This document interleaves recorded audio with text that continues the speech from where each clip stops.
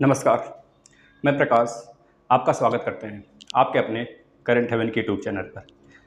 साथियों, आज हम लोग ज्योग्राफी का तीसरा पार्ट, 2 पार्ट बेसिक पे गया है, जिसमें हम लोग ने पूरा भारत का जो भारत का भूगोल है, भारत की जितना भी इसमें कह लीजिए कि भारत का भौतिक स्थिति जो था, हमने आपको बताया। जो जनरल चीज़ें होती हैं, जैसे कि उसमें सबसे दक्षिणतम पॉइंट क्या है और उत्तरतम पॉइंट क्या है, पश्चिम पूरब का पॉइंट क्या है, लास्ट का भारत में राज्यों की स्थिति क्या है, जो हमने 2 पार्ट में डिस्कस किया है। चैनल और आपके जो भारत का इंटरनेशनल बाउंड्री हो गया या किससे क्या, सब कुछ डिस्कस कर दिया गया है। 2 पार्ट जा चुका है। जो लोग नहीं देखे हैं देख लेंगे। आज हम लोग डिस्कस करेंगे इसमें जो हम लोग पढ़ने वाले हैं आज, भारत के द्वीपों और मूंगा चट्टान के बारे में। जो भारत के द्वीप हैं दोस्तों, बहुत सारे द्वीप हैं भारत में, बहुत सारे हैं। जैसे कि सबसे बड़े में पता है बंगाल की खाड़ी में या अंडमान निकोबार पड़ जाता है, और इधर लक्षद्वीप है अरब की खाड़ी में, अरब सागर वाले पार्ट में। और गुजरात में भी कुछ खलियावेट नाम का इस खंबात की खाड़ी की तरफ है। और एलिफेंटा महाराष्ट्र, यानी महाराष्ट्र का कैपिटल जो मुंबई है, वह द्वीपी कह लीजिए देश है, उसी के पास एक पड़ जाता है, जिसे एलिफेंटा द्वीप कहते हैं। इसके बाद कुछ द्वीप यहाँ पे उड़ीसा में और कोलकाता के पास है, और कुछ आंध्र प्रदेश, तमिलनाडु वाले तमिलनाडु के दक्षिण वाले इलाके में है, दक्षिण और श्रीलंका के उत्तर में है। ये बात हम चर्चा करेंगे, सारी बातें एक एक करके बताएंगे, आप लोग नोट्स बनाते रहिएगा, ठीक है। एक पार्ट भारत के स्थिति पर, भारत के भौतिक स्थिति पर एक पार्ट और आएगा, जिसमें हम लोग प्रादेशिक सीमा पढ़ेंगे। इसके बाद वाले इसमें हम लोग केवल चट्टानों के बारे में जानेंगे, जो चट्टान मूंगा चट्टान है, यानी कि भारत के कुछ ऐसे द्वीप भी हैं जो मूंगा चट्टान से बने हैं। सारी बातें बताएंगे। मूंगा चट्टान क्या होता है? मूंगा चट्टान का मतलब वह कैल्शियम कार्बोनेट के खोल से बने होते हैं, चूने के बने होते हैं। एक जीव होता है मूंगा, एक जीव होता है जो कि मूंगे के मतलब कि कैल्शियम कार्बोनेट के अंदर रहता है। CaCO3 ये कैल्शियम कार्बोनेट का फार्मूला होता है, उसके अंदर होता है, और वह बहुत छोटा जीव होता है, और लाखों किलोमीटर फैले होते हैं। ये सारी चर्चा हम करेंगे, अब घबराइए मत। हम स्टार्ट करते हैं दोस्तों। जो हमारा हिमालय है, ध्यान से देखेंगे, हमारा जो हिमालय है, हिमालय जो है दोस्तों, यहाँ से अगर हम बात करें, हम आपको देखना बताए थे मैप कैसे देखते हैं। अगर हम इस तरह का कोई आकृति बनाएं तो ऊपर की तरफ नॉर्थ होता है, जो एटलस में दर्शाया गया है, जहाँ से उसके अकॉर्डिंग ऊपर की तरफ नॉर्थ होता है यानी कि उत्तर, और नीचे की तरफ साउथ यानी कि दक्षिण होता है, और हमारे राइट हैंड की साइड क्या होगा? ईस्ट होगा, यानी कि पूर्व, और इधर होगा पश्चिम। इस तरह से हम मैप को देखते हैं।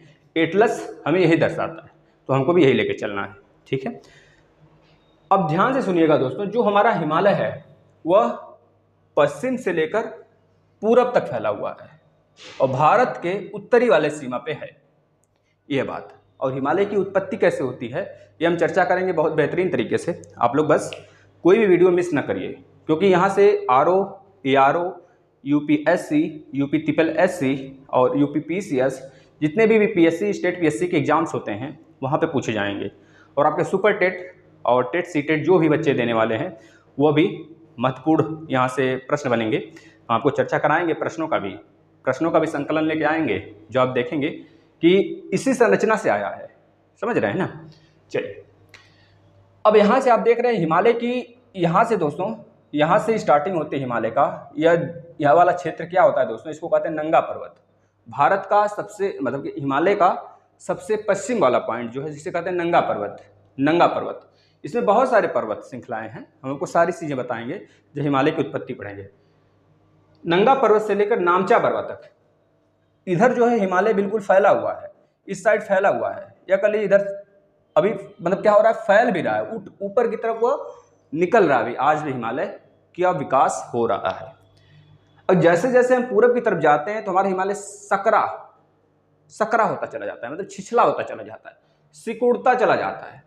और यहाँ पर नंगा पर्वत से लेकर नामचा नामचा वाला जो कि तिब्बत में पड़ता है, और इस जगह से हिमालय हमारा यहाँ पर हमारे जो नॉर्थ ईस्ट वाले राज्य हैं, अरुणाचल प्रदेश, नागालैंड, मणिपुर, मिजोरम, यहाँ पे इस प्रकार से ऐसे लटका हुआ है, ऐसे ऐसे लटका हुआ है, इस प्रकार से ऐसे झुका हुआ है। मतलब हिमालय ही हमारा दक्षिण की ओर मूव करता है, मोड़ ले लेता है, और इधर भी दक्षिण की तरफ मोड़ ले लेता है। ठीक है, इधर भी बहुत सारे पहाड़ियाँ हैं और इधर भी बहुत सारे पहाड़ियाँ हैं। जो यहाँ पे हिमालय हमारा दक्षिण की तरफ जब मोड़ लेता है, इस पहाड़ी को किस नाम से हम लोग जानते हैं, तो बताएंगे अराकान योमा। अराकान योमा की पहाड़ी इस नाम से जानते हैं। ये अराकान योमा जो पहाड़ी है दोस्तों, म्यांमार और भारत का सीमा तय करता है। इसी में तुजू दर्रा है, अनेकों दर्रे हैं जो भारत और म्यांमार का व्यापारिक संबंध बनाते हैं। इसको लिख लेंगे आप, ठीक है ना। सारी दर्रा वगैरह हम ट्रिक से भी बताएंगे आपको, और मैप तो खैर रहेगा ही, क्योंकि अगर आप ज्योग्राफी मैप से नहीं पढ़ रहे हैं तो आप कुछ नहीं पढ़े, रट लिए। अगर एक बार समझ लेंगे ना तो जिंदगी भर के लिए काम हो जाएगा। जिंदगी में चाहे जिस भी एग्जाम में आप बैठें जहाँ पे ज्योग्राफी पूछा जाता है, 100% गारंटी के साथ कहते हैं दोस्तों, सारे क्लास खत्म होने के बाद 80 से 82 इसका एक पैकेज है, 80 या 82 क्लास का पूरा पैकेज अगर हम आपको दे देंगे, इसके बाहर अगर एक भी प्रश्न बन जाए, बाय द वे बन सकता है, लेकिन 99.99% होगा कि आपको इसी मैप से मिलेगा जो यहाँ पे पढ़ाया गया होगा। सारी क्लासेस फ्री हैं। अब यह चीज़ें यहाँ पे लटकी हुई हैं। अब यह जो हमारा पर्वत है, जो हमारी यह पर्वत श्रृंखला यहाँ पे लटका हुआ है दोस्तों, हिमालय का, यही जो है कि हमारा सबसे बड़ा जो केंद्र शासित प्रदेश है, भारत का सबसे बड़ा केंद्र शासित प्रदेश अंडमान निकोबार है। ठीक है, भारत के दो ऐसे केंद्र शासित प्रदेश हैं जो कि द्वीपों पे स्थित हैं, दो बड़े, एक अंडमान निकोबार, एक लक्षद्वीप। जो अंडमान निकोबार है दोस्तों, यह हमारा हिमालय का ही पार्ट है। याद रखेंगे, कभी काल के आपसे पूछ लिया जाता है, ऑप्शन में इस तरह दे देगा कि जो आपका अंडमान निकोबार है, भारत का केंद्र शासित प्रदेश है, ये किसका भाग है? मूंगे चट्टानों की भाग है, चट्टानों का भाग है, या फिर एक द्वीपीय क्षेत्र जो कि अलग से कहीं से बह के आया हुआ है, जैसे हमारा भारत भी कहीं से बह के ही आया है ना, पानी के फ्लो से। ये बताएंगे जब हम लोग गोंडवाना और अंगारा लैंड पढ़ेंगे, पेंजिया वगैरह पढ़ेंगे तब।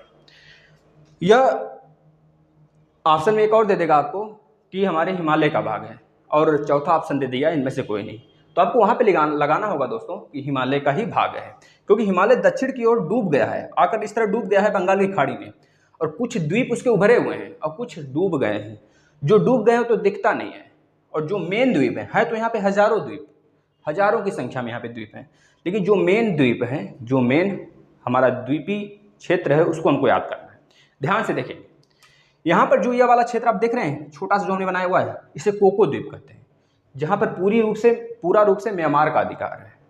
अभी हाल के न्यूज़ में आप सुन रहे होंगे कि कोको द्वीप पर ही अपना बेस बना लिया है चाइना, भारत को काउंटर करने के लिए, है ना। चाइना का यही पॉलिसी ही है, one belt one road initiative. वो क्या काम करना चाहता है कि पूरे हिंद महासागर को एक मोती के माला में गुथ देना चाहता है, भारत के चारों तरफ। और भारत भी कम नहीं, भारत भी अपना जहाँ जहाँ पे उसका मिलिट्री बेस बन रहा है, वह भारत भी अपना बना के रखा हुआ है, जिससे कि काउंटर किया जा सके समय पड़ने पर। क्योंकि चीन जानता है, चाइना जानता है कि भारत ही एक ऐसा देश है एशिया में जो हमें टक्कर दे सकता है, या फिर हमारे मुकाम को नामुमकिन कर सकता है। वो जानता है इस बात को, इस वजह से हमेशा वो भारत के कह लीजिए कि मंसूबों पर पानी फेरता रहता है। और भारत भी कम नहीं है, भारत भी हमेशा अन्य देशों के साथ, बड़े देशों के साथ, जैसे ऑस्ट्रेलिया हो गया, जापान हो गया, हिंद महासागर के बहुत सारे द्वीप हो गए, अभी उसकी चर्चा करनी है हमको, जैसे मेडागास्कर हो गया, सेशल्स हो गए, मालदीव हो गए, तो इन सब से मिलकर भारत भी हमेशा उसके मंसूबों पर पानी फेर देता है, और इससे वो चिलमिला जाता है। चिलमिलाकर भारत को हमेशा दबोचने की कोशिश करता है, काउंटर करने की कोशिश करता है, भारत को दबाने की कोशिश करता है।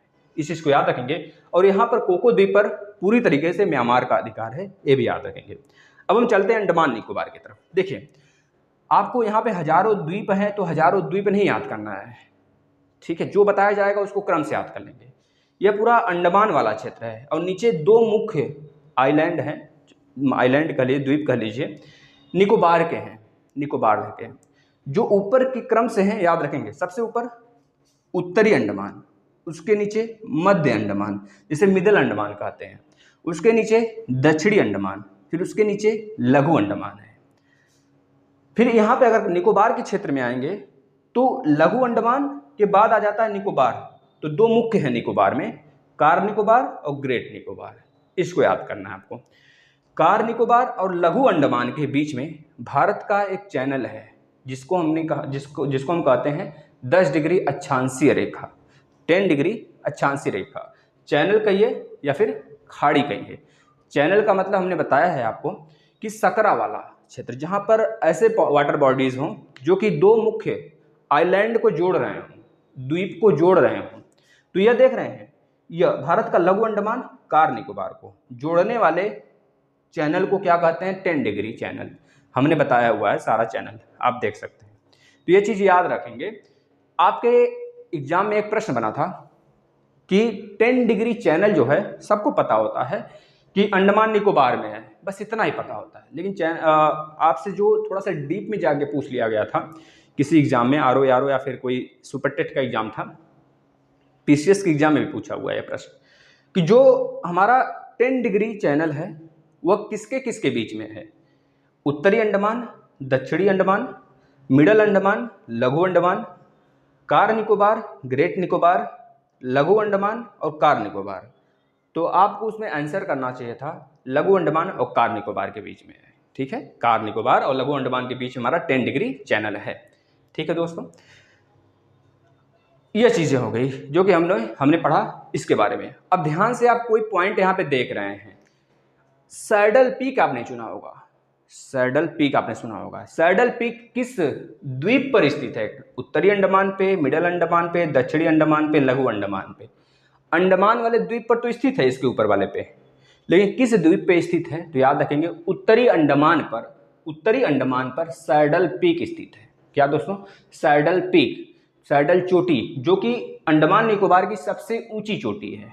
ठीक है, अगर बात करेंगे इन इधर पूरे द्वीपों में सबसे बड़ा द्वीप कौन सा है अंडमान निकोबार का, तो बताएंगे मिडल अंडमान, मध्य अंडमान जो है पूरे का अंडमान निकोबार में सबसे बड़ा द्वीप है। इसको लिखते चलेंगे, सबसे बड़ा द्वीप कौन सा है दोस्तों? बताएंगे मिडल अंडमान। ठीक है, इसके बाद अगर बोला जाता है जो अंडमान निकोबार की राजधानी क्षेत्र है जिसे हम कहते हैं पोर्ट ब्लेयर, वो किस द्वीप पर स्थित है? तो बताएंगे लघु अंडमान पे। किस पे स्थित है दोस्तों? लघु अंडमान पे नहीं, दक्षिणी अंडमान पे स्थित है। किस पे? दक्षिणी अंडमान पे स्थित है। इसका जो राजधानी क्षेत्र है great port Blair, port Blair किस पे स्थित है? बताएंगे दक्षिणी अंडमान पे स्थित है। ठीक है, इसके बाद यहाँ पे दो ज्वालामुखी हैं। एक सुसुप्त ज्वालामुखी जो कि उद्गार जिसमें खत्म हो चुका है, बिल्कुल अब होता ही नहीं है, मतलब उस पर साइंटिस्ट ने शोध कर लिया है कि अब उसमें उद्गार नहीं होगा, वो बिल्कुल सुसुप्त हो गया। शांत ज्वालामुखी से बोलते हैं, शांत ज्वालामुखी, सुसुप्त नहीं, शांत ज्वालामुखी बोलिए। शांत मतलब बिल्कुल खत्म कहानी है। ठीक है, सुसुप्त हो गया है। एक है एक्टिव एल्केनो, एक्टिव एल्केनो भी भारत में है। तो आपसे पूछा जाता है भारत में क्या ज्वालामुखी स्थित है, तो कुछ बच्चे बोलते जी नहीं, क्योंकि उनको नहीं पता होता है या फिर स्टार्टिंग में पढ़ रहे होते हैं। लेकिन ज्योग्राफी इतना ईजी सब्जेक्ट है दोस्तों कि आपको अगर मैप से बताया जाए या फिर पढ़ा जाए तो ये सारी चीज़ें याद हो जाएंगी। जब भी हमारा क्लास देखें आप तो एक एटलस रख लें सामने, और जहाँ जहाँ पे हम बता रहे हैं उसको हो सके तो आप इस तरह से कॉपी में ड्रॉ करें देखकर, और सारी चीज़ें लिखते चले जाएं। इस तरह एक बहुत बढ़िया सा आपका नोट्स प्रिपेयर हो जाएगा। उस नोट्स के माध्यम से आप चाहे जो चीज़ चाहे जहाँ पे उसका यूज करिए, यूजलेस थोड़े होगा। पढ़िए, बेहतरीन तरीके से आपको पढ़ाया जा रहा है।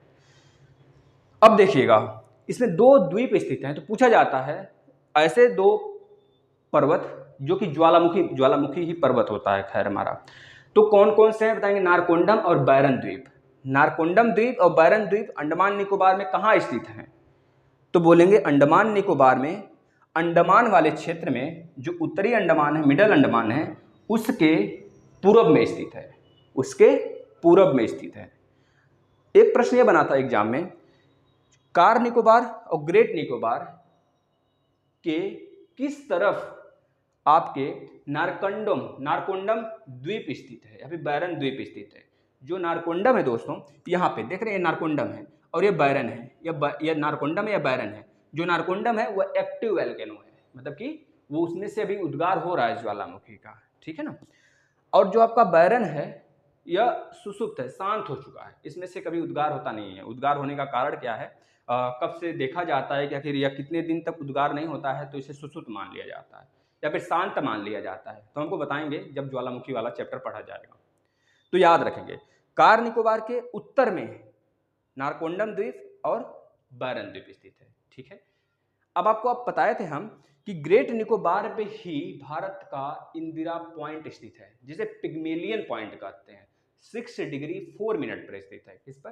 6 डिग्री 4 मिनट पर स्थित है इसी ग्रेट निकोबार के पास, भारत का दक्षिणतम पॉइंट सबसे, क्योंकि 0 डिग्री से हम अगर ऊपर की तरफ बढ़ेंगे तो 1 2 3 4 करते हुए हम लोग उत्तरी ध्रुव तक जाएंगे। तो भारत का जो सबसे दक्षिणतम पॉइंट है, इंदिरा पॉइंट, वह ग्रेट निकोबार पर ही स्थित है। याद रखेंगे, हमने बताया भी था। और मुख्य भूमि का भी हमने बताया था, 8 डिग्री 4 मिनट उत्तरी अक्षांश से लेकर 37 डिग्री 6 मिनट उत्तरी अक्षांश तक, यह हमने बताया था। ये याद रखेंगे, भूलिएगा मत भैया, यह इसको आप नोट कर लेंगे सारी चीज़ें। अब अंडमान निकोबार में ही हजारों छोटे छोटे द्वीप हैं, ये सारी बातें आपको याद रखना है, क्योंकि जो मुख्य द्वीप हैं हमने बता दिया आपको, ये सारी चीज़ें पूछ लिया जाता है आपसे। अब आ जाते हैं लक्षद्वीप की तरफ। इसका निर्माण मूंगे की चट्टान से हुआ है, मूंगे की चट्टानों से हुआ है इसका निर्माण, जो लक्षद्वीप है। लक्षद्वीप के दक्षिण में मिनिकॉय है, मिनिकॉय के दक्षिण में मालदीव है। तो हमने बताया था मालदीव और मिनिकॉय के बीच में, मालदीव और मिनिकॉय के बीच में कौन से डिग्री का चैनल है, कौन सी डिग्री का अक्षांशीय रेखा जाती है, तो बताएंगे 8 डिग्री का। इसके ऊपर मिनिकॉय और लक्षद्वीप के बीच में तो बताएंगे दोस्तों 9 डिग्री चैनल है, ठीक है। 9 डिग्री के जस्ट ऊपर ही यहाँ पे 10 डिग्री आ जाता है, आपको पता है ना, 8 9 10, इस तरह से याद कर लेंगे। जो मिनिकॉय है वो भी भारत का ही द्वीप है, याद रखेंगे। इसकी जो लक्षद्वीप का सबसे कल जब हाल ही में एक न्यूज भी आया है कि लक्षद्वीप का एक द्वीप है, लक्षद्वीप में बहुत सारे द्वीप हैं, वहाँ पे भी बहुत सारे द्वीप हैं, जो कि एक ऐसा द्वीप है उसमें डूब चुका है, पानी पूरी तरीके से डूब गया है। तो बहुत सारे हमारे साइंटिस्ट हैं, उनका कहना है कि आने वाले समय में पूरा का पूरा लक्षद्वीप डूब ही जाएगा, और जो मालदीव है वह भी डूब जाएगा पूरा का पूरा। इसका कारण क्या है? तो बहुत सारे कारण हो सकते हैं इसका। ग्लेशियर पिघलना भी एक कारण है। ग्लेशियर पिघलने का तात्पर्य केवल प्रदूषण से नहीं होता है, केवल पॉल्यूशन से नहीं होता है। पॉल्यूशन तो खैर एक हिस्सा रखता है, लेकिन केवल पॉल्यूशन ही नहीं होता है, उसे बहुत सारे तथ्य हैं, हम आपको बताएंगे जो उस चीज़ पे आएंगे, आखिर ग्लेशियर कैसे पिघलते हैं, ठीक है ना। इस चीज़ को आप थोड़ा सा याद कर लेंगे। यह मूंगे का चट्टान का बना हुआ है, मूंगे से बना हुआ है। अच्छा, मूंगा क्या होता है दोस्तों? हमने बताया मूंगा एक कैल्शियम कार्बोनेट का बना होता है, जो एक खोल के टाइप में होता है, खोल बना होता है इस प्रकार से। जैसे देखते हैं हम मूंगफली का छिलका लेते हैं, मूंगफली छीलते हैं तो उसमें से छोटे छोटे दाना के रूप में निकलते हैं, उसी प्रकार से मूंगा होता है। तो मूंगा क्या करता है दोस्तों? खोल बना होता है, चट्टान, मतलब कैल्शियम कार्बोनेट का, दूधिया जिसे बोलते हैं, जिससे चौक, खड़िया जिसे बोलते हैं, उसका बना होता है, और उसके अंदर ही छोटे छोटे जीव रहते हैं, उसी को बोलते हैं मूंगा चट्टान। अब आइए हम लोग डिस्कस करेंगे मूंगे की चट्टान के बारे में, लेकिन इससे पहले और बहुत सारे द्वीप हैं उसकी चर्चा कर लेते हैं। दोस्तों आपको पता है गंगा नदी गंगोत्री से निकलती है। वैसे नदी के बारे में फुल चर्चा करेंगे, बिल्कुल घबराइएगा नहीं, थोड़ी सी बस द्वीप के बारे में आपको बताना है। गंगा नदी गंगोत्री से उत्तराखंड से होते हुए, बद्रीनाथ वगैरह होते हुए, आपका यूपी बिहार इधर होते हुए कहाँ पे, बंगाल की खाड़ी में आके गिरती है। तो लगभग 2500 किलोमीटर ये अपना कह लीजिए दूरी तय करती हुई आती है। 2525 कहीं भी लिखा होगा तो मान के चलते हैं 2500, और उसका 2500 के बाद, 2505 के बाद जो 15 किलोमीटर बच जाता है वो कोलकाता के तरफ, यहाँ पे कोलकाता स्थित है, कोलकाता के तरफ एक नदी निकल जाती है इस प्रकार से। और कोलकाता की तरफ जो नदी निकलती है दोस्तों उसे कहते हैं हुगली नदी। कौन सी नदी? हुगली नदी के नाम से जानते हैं। यही हुगली नदी गंगा नदी का पार्ट होता है, ये चीज याद रखेंगे। और इसी हुगली नदी पर कोलकाता शहर बसा हुआ है। तो यह कभी नहीं सोचेंगे कि कोलकाता तो बंदरगाह एक है ही हमारा, लेकिन वह नदी बंदरगाह है, न कि समुद्र बंदरगाह है।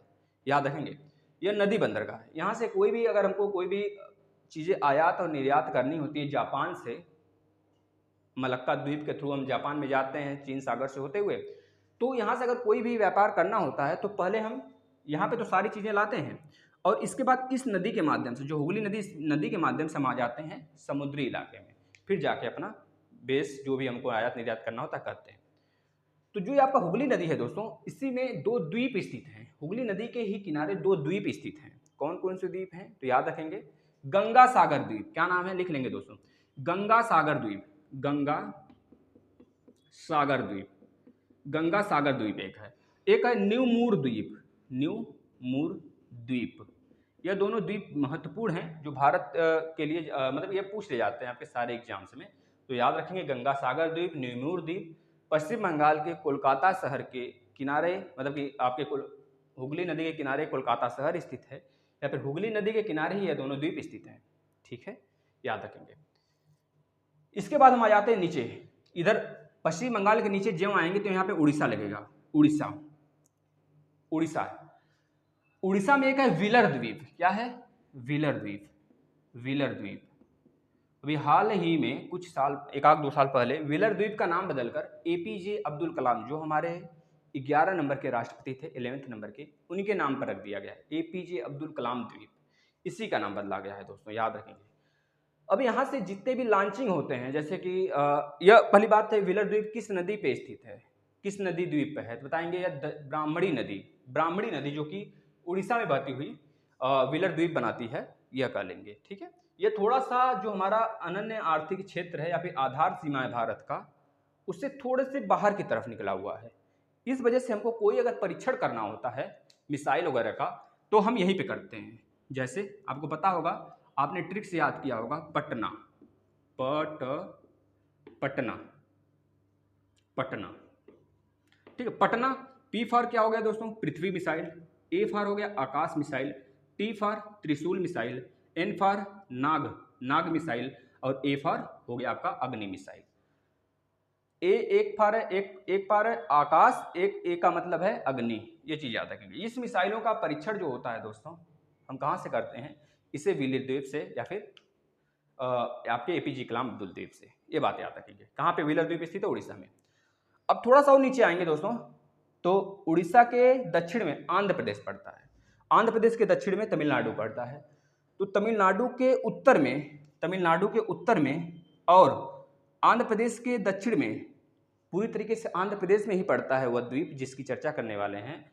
लेकिन यह कह लीजिए कि आंध्र प्रदेश के दक्षिण में और तमिलनाडु के उत्तर में स्थित है, जिसे किस नाम से जानते हैं, श्रीहरिकोटा द्वीप, श्रीहरिकोटा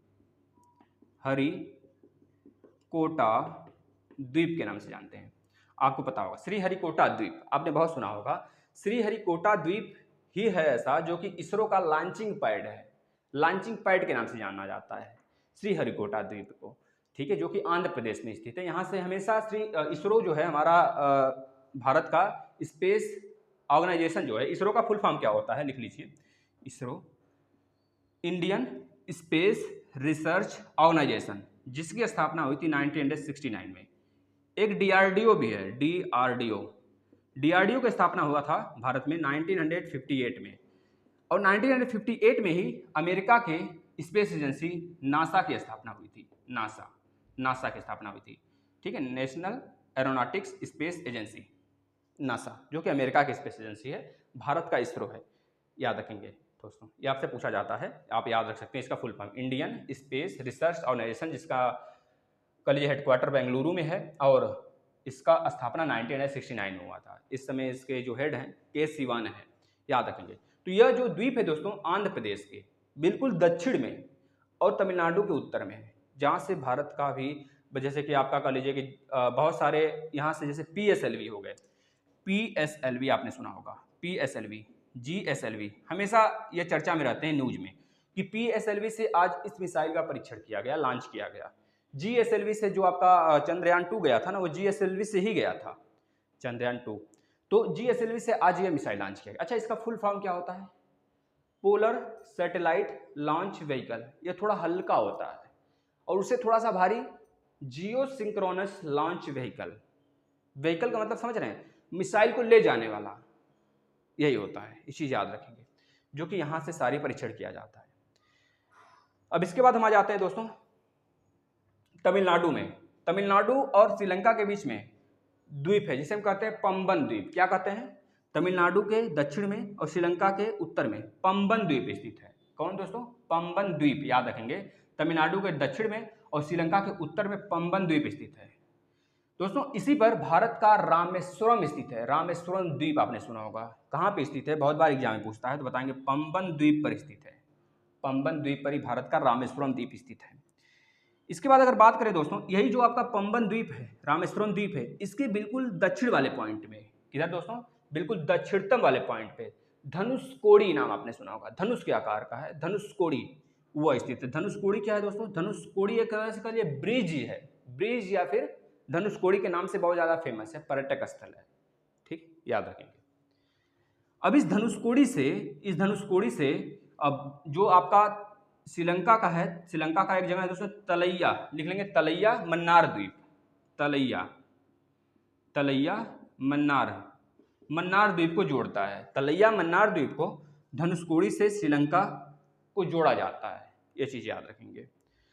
अब पता है आपको, जो धनुषकोडी है यानी कि जो आपका पंबन द्वीप है, इसी पंबन द्वीप है, उसको बहुत नाम से जाना जाता है। जैसे कि अगर बोले आपका मन्नार द्वीप के नाम से भी जाना जाता है, तो कभी कंफ्यूज नहीं होंगे। जो आपका पंबन द्वीप है, धनुषकोडी है, रामेश्वरम है, मन्नार है, वह सब श्रीलंका और तमिलनाडु के बीच में स्थित है। ठीक है, अब हम चलते हैं, एक इधर द्वीप है हमारा, एक मुंबई की तरफ है, उसके बाद हम आ जाते हैं मूंगा के चट्टान के बारे में बताएंगे। तो जो गुजरात की खंभात की खाड़ी है, खंभात की खाड़ी, और गुजरात की खंभात की खाड़ी में दोस्तों बहुत सारी नदियां बहती हैं। नर्मदा नदी, ताप्ती नदी, माही नदी, साबरमती नदी, ठीक है, ये सारी। और जो लूनी नदी वो तो कच्छ में बहती है, लेकिन यह सारी नदियां, जो दो नदी है मुख्य, नर्मदा और ताप्ती, वो अमरकंटक जिले से निकलती है, मध्य प्रदेश के अमरकंटक जिले से निकलती है। कहाँ पे गिरती है? आपके इधर मतलब खंभात की खाड़ी में, गुजरात के। यहीं पर एक द्वीप स्थित है दोस्तों, जिसका नाम है, याद रखेंगे, उसका नाम हमेशा पूछा जाता है, जिसका नाम है दोस्तों, क्या नाम? यहाँ से पेट्रोलियम वगैरह भी खनन किया जाता है, जिसका नाम आप याद रखेंगे, नाम याद रखेंगे दोस्तों, जिसका नाम है अलियावेट। क्या नाम है? अलियावेट द्वीप। अलियावेट द्वीप इसी नर्मदा नदी के किनारे, नर्मदा नदी के मुहाने पर स्थित है, गुजरात में, याद रखेंगे दोस्तों। अब नीचे आएंगे तो यहाँ पे मुंबई हाई पड़ता है आपका, जहाँ से पेट्रोलियम वगैरह का खनन होता है। मुंबई खैर तट पर नहीं स्थित है, लेकिन एक द्वीप है, समतल द्वीप है। इधर भारत का हम पहाड़ी जब इलाका पढ़ाएंगे, पश्चिमी प्रायद्वीप भारत का, मतलब प्रायद्वीप वाला पोर्शन जब आपको पढ़ाएंगे हिमालय के पढ़ाने के बाद, तो आपका बिल्कुल कन्फर्म होता चला जाएगा सारी चीज़ें। लेकिन जो बेसिक मिलेगा हमको इसी जगह से मिलेगा। मुंबई के बिल्कुल इधर, मतलब पश्चिम की तरफ, पश्चिम कलिजे और उत्तर, यानी कि उत्तर और पश्चिम की तरफ, यहाँ पर एक द्वीप स्थित है, जिसे एलिफेंटा द्वीप के नाम से जानते हैं। एलिफेंटा, याद रखेंगे दोस्तों। इतनी बातें रही द्वीप से, अगर आपको समझ में आया हो तो इसे नोट करिएगा। और अब हम लोग आगे चलते हैं। अब हम पढ़ते हैं यह जो बनाया गया आपके सामने, मूंगा चट्टान। दोस्तों मूंगा के चट्टान क्या होते हैं? मूंगा नाम से ही फेमस है। जैसे कि हम तो यहाँ पे रिंग्स पहने नहीं हैं, जो दिखाते हैं आपको, तो रिंग में जो आप देखते हैं मूंगा, बहुत महंगी महंगी मोतियाँ होती हैं, बहुत महंगी होती है मूंगे की चट्टान। बहुत उसका जो पत्थर होता है ना, बहुत कीमती पत्थर होता है उसमें, और वह बहुत महंगे महंगे बिकते हैं दोस्तों। जो ज्वेलर्स होते हैं ना, उसको मतलब कि एक तरह से डुप्लीकेट भी बेचते हैं लोग, और आपको प्लास्टिक्स का बना के लगेगा कि बिल्कुल असली है। लेकिन अगर मूंगे की चट्टान लेनी है आपको, तो तटीय इलाके पे चले जाइए। तटीय इलाके पे, भारत का तटीय इलाके पे अगर चले जाएंगे, तो वहाँ पे कोई मल्लाह वगैरह रहते हैं, तो उन लोग के पास बहुत सारे होते हैं। जैसे कि आपने सुना होगा नाई का कांटा। नाई का कांटा का कहने का मतलब है नाई में जो कांटा लगते हैं, उसकी जो मुनरी बनती है ना, वही नाई का कांटा होता है, सुने होंगे आप। उसी तरह आपका मूंगा भी होता है, बिल्कुल बहुत ही मूल्यवान होता है दोस्तों, काफ़ी ज़्यादा मूल्यवान होता है। वो कहाँ पाया जाता है? तो याद रखेंगे, भारत के छिछले वाले पोर्शन में पाया जाता है। हमने आपको एक चीज़ बताना भूल गया, जब आपका यह हिमालय दक्षिण में आकर डूबता है, तो यहाँ पे वाइट दिखते हैं, सफ़ेद दिखता है, वाइट दिखता है हमें यह समुद्र का स्थल। क्यों वाइट दिखता है? क्योंकि वाइट, अगर जो चीज़ एटलस में दिखाया गया है समुद्र में, एटलस में समुद्र को जहाँ पे वाइट दिखाया गया है, उसका मतलब यह हो गया कि वहाँ पे छिछला पोर्शन है, छिछला है, ज़्यादा गहरा नहीं है, गहराई नहीं है ज़्यादा।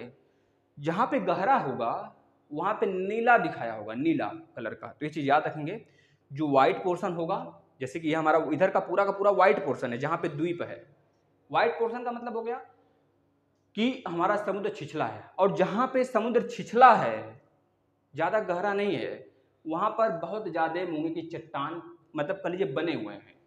और मूंगे के चट्टान का एक खासियत होता है, यह तटीय वाले इलाके में बहुत ही ज़्यादा मिलते हैं। ये चीज़ याद रखेंगे दोस्तों, ठीक है, यहाँ से प्रश्न बनता है। और ये छिछले वाले भाग में पाए जाते हैं। मूंगे की चट्टान एक खोल में डूबे होते हैं, एक खोल में छुपे होते हैं, जिसे कैल्शियम कार्बोनेट का खोल कहते हैं, कैल्शियम कार्बोनेट का खोल कहते हैं। दुधिया जिसे हम कहते हैं खड़िया, खड़िया कहते हैं, जो चौक लिखते हैं ना, ब्लैक बोर्ड पे लिखा जाता है, वह चौक उससे उसके बने होते हैं और उसके अंदर छुपे होते हैं। जिस प्रकार से मूंगफली होता है, मूंगफली का दाना, उस प्रकार से, ठीक है। तो ये चीज़ आपको समझ में आ गया। अब यह क्या होते हैं, बहुत हजारों लाखों की संख्या में, करोड़ों की संख्या में, कर लीजिए करोड़ों की संख्या में होते हैं दोस्तों, जो कि किसी भी देश का नया द्वीप बना सकते हैं, इतना होते हैं।